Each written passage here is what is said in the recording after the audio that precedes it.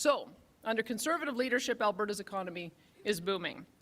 But our ideas do not stop there, because in Alberta we are also putting an end to the era of wokeism. We passed,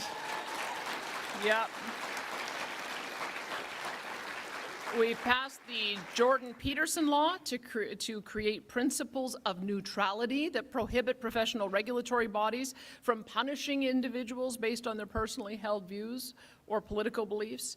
We recently introduced Bill 25, the act to remove politics and ideology from the classrooms, because classrooms should not be woke echo chambers. We think schools should be places of learning, where students are taught how to think, not what to think, and where diverse viewpoints are presented fairly and without bias. Yeah.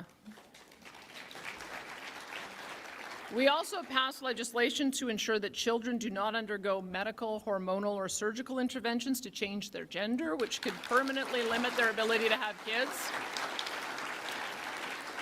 It's why we will protect women and girls in sport, and it's why we'll ensure parents are always informed about the issues that are going on with their kids. And instead of letting charter challenges stall these laws in the courts, leaving children at risk, we did invoke the notwithstanding clause, because when we said we would use every legal tool to protect kids, we meant it. Yeah. On top of that, we introduced legislation to ensure sexually explicit graphic content is kept out of school libraries, so that, pornographic images are not getting into the hands of 7-year-old kids. I just can't believe the left pushed back so hard against us on that one. It's bananas. In Alberta, we also rejected the safe supply of taxpayer-funded drugs. Instead, we're prioritizing recovery and treatment to ensure the vulnerable get the support that they need.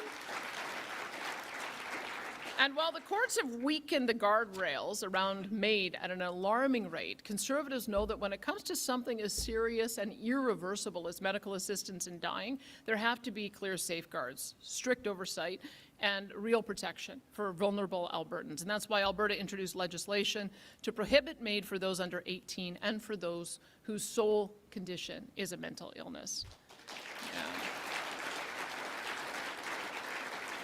Yeah. You may have heard we will also not participate in the federal government's gun grab program.